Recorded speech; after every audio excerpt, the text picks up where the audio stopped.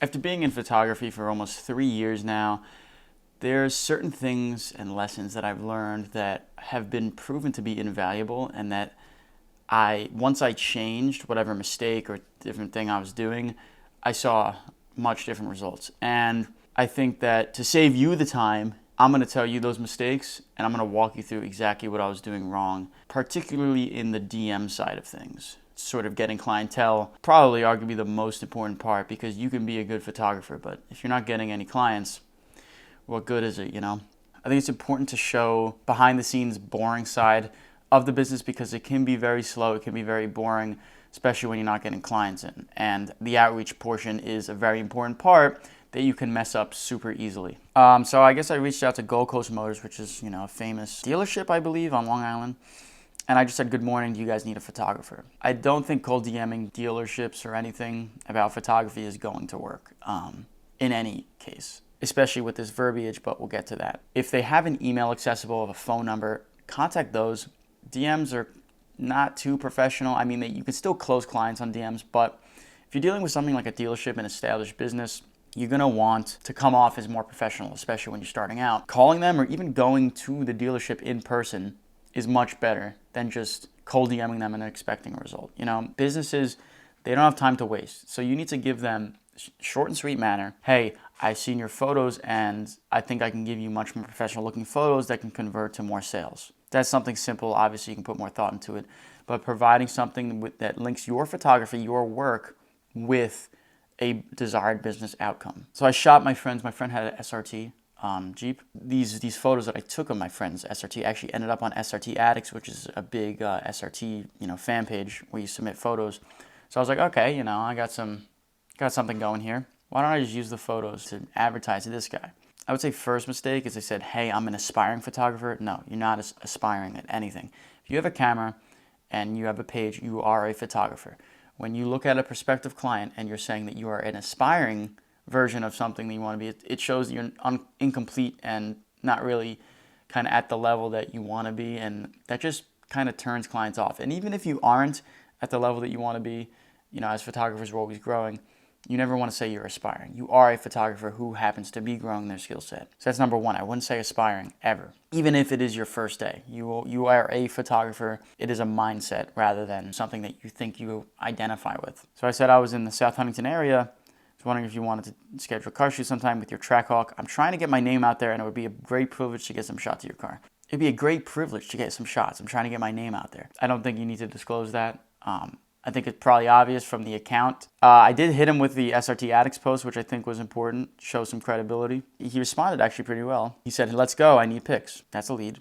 And we kind of went back and forth, and then he said he's in North Yonkers, which is like an hour away. He's kind of too far. So what's important to take away from this is if you're finding clients, find ones that are close to you, especially when you're starting out, because people aren't going to want to travel, a long distance just to get photos from you. Find people that have locations in their bio or clients that they're near you. Contact those guys because they're close, they're local, they're more likely to get in on a shoot with you. So this guy said, just got the truck detailed, do you want to get some pics done? And we were just like, yeah, we should do it on a beach, blah, blah, blah. And he said, yeah, it's going to be in the shop for a few days. When it's done, I'll text you. And I said, word. When a client says yeah, I'll hit you up when this gets done, blah, blah, blah, and it's like a long time after, I would just send like a simple text, being like, hey, like, how's the car doing?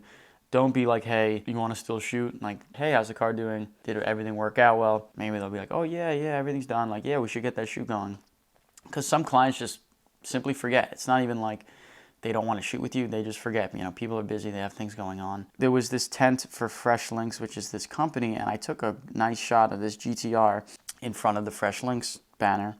And I just kind of sent it to them for free, and they just liked it. I would have posted that photo of the GTR and then either tagged or collabed with Fresh Links, because they could have either reposted it or they could have even collabed with it, which is even better because they had 4.4K followers at the time, which was a lot for me because I only had, 200, 300 followers. I wouldn't charge. I would just post it and then tag them or collab with them. Gives them a better chance of putting it out to their followers. I had some clients or potential clients that I saw at car shows I've shot in their cars, and I've sent them pictures for free of their car shows, because you can charge photos at car shows, but people are less likely to, because the amount of photographers at car shows is so much more. Most likely they're getting free photos of their cars, so why are they going to pay you for your photos, right? I would send people free shots of their cars at car shows, and that's the best way to do it because you're going to have exposure. You're going to give them your work that they can post and tag you.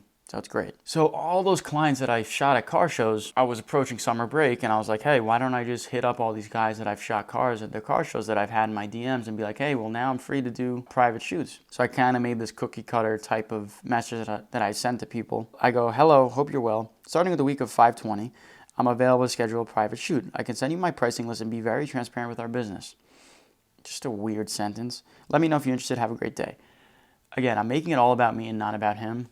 That's the first problem. Number two, it's too many words. So I would have been like, hey, how's the car doing? That's literally it. Don't be like, hey, I want to schedule a private shoot with you. Like, blah, blah, blah. I can be very transparent with our business. Like, it just sounds, although like I'm like clarifying that I'm being transparent, it just sounds sketchy. And it sounds like it's just all about me. I would just be like, hey, how's the car going? And then from there be like, oh, like, how's the car looking good? And then like, eventually you'll just naturally segue into a conversation and then be like, hey, either he'll be like, oh yeah, I still want to get a shoot in, or you can be like, hey, like, are you still interested in a shoot? But I wouldn't be like straight out the gate, like, oh, I want to schedule a private shoot with you. So this guy asked for my pricing list, and I gave him a picture of notes with way too many numbers on it. 1 spot, 1 car, 2 spots, 1 car, like 3 spots, like too complicated. Just charge per car. And instead of like, I did it based on number of spots and number of cars. Why you ever rate for 2 spots versus 3 spots? Is there that much difference of it? Like, I get the 1 spot thing, like people just want to do 1 spot and go, but like having like different rates for 2 spots, 2 cars, 3 spots, 1 car, 3 spots, just $10 additional per person. If you don't want a watermark, just like, so just stop. No. Make it simple. Just please. Over the summer, I was putting business cards on car windshields that I saw in parking lots, which I think is very important. Not only that, but writing a personal note with the business card in handwriting. Handwriting shows it's personal, it's for them. Someone left a note on your car complimenting your car. This is an awesome car, like I would love to shoot this. It would be like crazy on social media, and like I think that's the way to go. So I started doing that, leaving notes. So I saw this guy's black Supra and I was like, hey man, like I love this car, like I'd love to shoot it, handwritten, and he hit me up. This is now fast forwarding to present day. After learning through my struggles and my DM mishaps, this is the way that I recommend. I just want to start out by saying, I absolutely love what you've done with this thing. I'm Tony and I'm a videographer based in Long Island, so you're already starting off on a good note. I love your car and I'm a videographer. Since winter is in full swing, because it's now winter time, and it gets a bit slow, I wanted to let you know that I have a 50% winter discount in place this month. Even if it's a fake discount, which is not, but even if you do offer like a fake discount, they will believe that it's a discount, even if it's not. So thank you for trying to make it special. I'm totally down. If it snows, I've been wanting to get snow vids and pics. Like stuff like that. The simple things of just complimenting their car, providing them an exclusive rate, making it personal, making it about them, you will get clients. And that's pretty much it. I think that if you're able to be concise, be personal, be a friend to someone that you're going to get more shoots, it shouldn't be as hard as it is. And I think that it's hard because people are making simple mistakes that can be fixed within a couple days. Just really analyze what you're sending to the person and put yourself in their shoes. Try it out, and I think you'll see a lot of success.